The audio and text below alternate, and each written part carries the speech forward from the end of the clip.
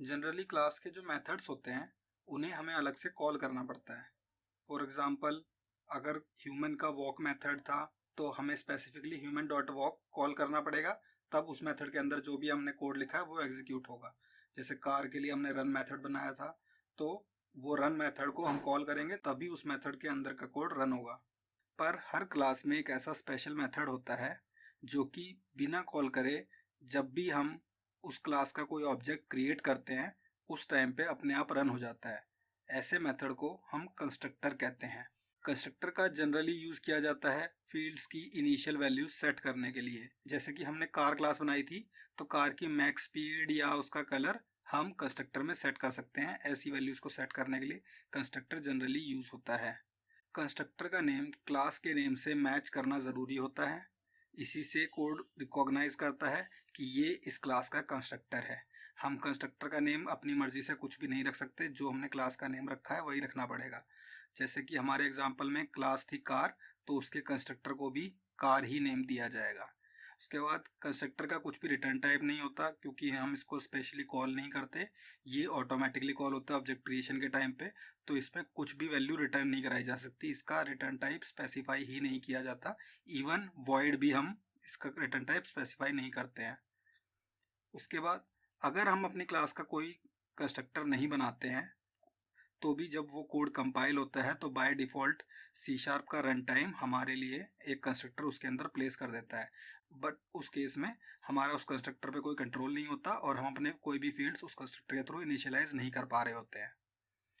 तो जैसे कि अगर हम कोड में एग्जांपल देखें, तो हमने एक क्लास बनाई थी कार नाम की, और उसमें कुछ प्रॉपर्टीज़ थी कलर, मैक्स स्पीड एंड एक मेथड था रन। तो हम जब इस क्लास के ऑब्जेक्ट क्रिएट कर रहे थे, तो ये न्यू के आगे जो हमने इतना कार और दो ब्रैकेट्स लिखे हैं यही उसका कंस्ट्रक्टर है। इसमें बाय डिफ़ॉल्ट हमने कोई कंस्ट्रक्टर प्रोवाइड नहीं किया, बट कोड के अंदर से एक कंस्ट्रक्टर इसके अंदर ऑटोमेटिक जनरेट हो गया कंपाइल के टाइम पे। उसी को हम इस यहाँ पे कॉल कर पा रहे हैं। तो अगर हम चाहते हैं कि जब हम ऑब्जेक्ट क्रिएट करें तो उसके अंदर कुछ डिफ़ॉल्ट वैल्यूज़ उसके फील्ड्स पे आ जाएं, तो हम उसको इस तरीके से यूज़ कर सकते हैं। यहाँ से हटा के तो हम इसका एक डिफ़ॉल्ट कंस्ट्रक्टर इसके अंदर प्रोवाइड करेंगे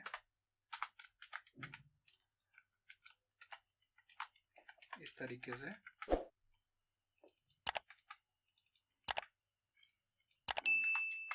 और इस पॉइंट पे जब भी हम इसका कोई ऑब्जेक्ट क्रिएट करेंगे तो उस ऑब्जेक्ट को क्रिएट करते टाइम पे हम कलर की वैल्यू ब्लू ऑटोमेटिक सेट हो जाएगी और मैक्स स्पीड 100। तो हमारे ये फर्स्ट एग्जांपल में जब हमने माई कार का ऑब्जेक्ट बनाया है तो हमें उसकी वैल्यू स्पेसिफाई करने की ज़रूरत नहीं है। जब हम रन करेंगे तो ऑटोमेटिक डिफ़ॉल्ट वैल्यू हो जाएंगी। और माई कार 2 के केस में जो डिफ़ॉल्ट वैल्यूज़ हैं उनके ऊपर से हमने ओवरराइड करके नई वैल्यूज़ को डाल दिया है। तो हम यहाँ पे अब उसके बाद इन वैल्यूज़ को प्रिंट करा सकते हैं कंसोल डॉट राइट लाइन को यूज़ करके।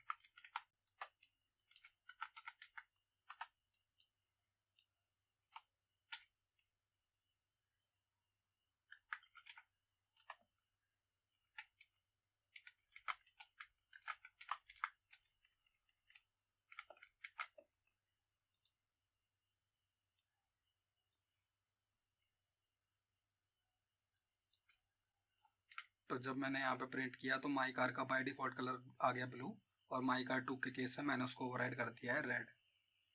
तो ये होता है कंस्ट्रक्टर का यूजेज। कंस्ट्रक्टर को मैंने अलग से कहीं से कॉल नहीं करा है, जैसे ही मैंने उसको इनिशियलाइज किया तो मेरा कंस्ट्रक्टर इस कॉल की वजह से ऑटोमेटिक कॉल हो गया है। इसके अलावा पैरामीटराइज्ड कंस्ट्रक्टर भी होते हैं। जैसे कि हम मेथड्स में कुछ पैरामीटर्स को पास कर सकते हैं, वैसे ही हम कंस्ट्रक्टर में भी पैरामीटर्स को पास कर सकते हैं। इस केस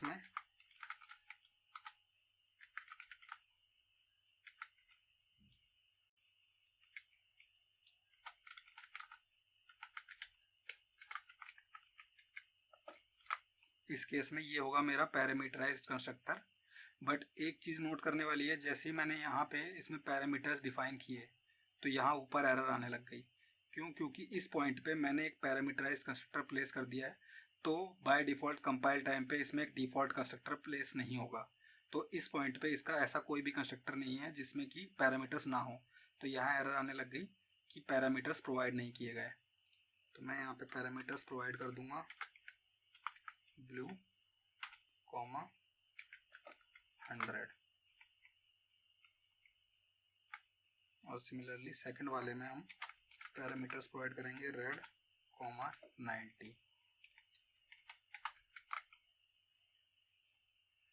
यहाँ पे हम इन वैल्यूज को उस ऑब्जेक्ट के फील्ड्स में डाल देंगे।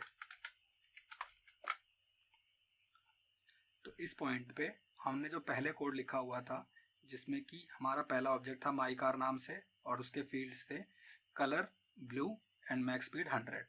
सेकंड हमारा ऑब्जेक्ट था माई कार 2 नाम का और उसके फील्ड्स थे कलर रेड और मैक्स स्पीड 90। सेम कोड हमने क्रिएट कर दिया है और हमें सिर्फ इतना ही कोड लिखना पड़ा।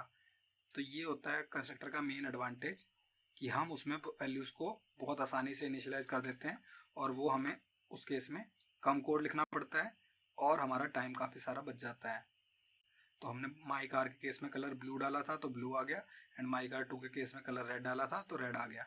तो इस तरीके से हम पैरामीटराइज्ड कंस्ट्रक्टर बना सकते हैं और अपनी वैल्यूज़ को उसमें इनिशियलाइज करा सकते हैं।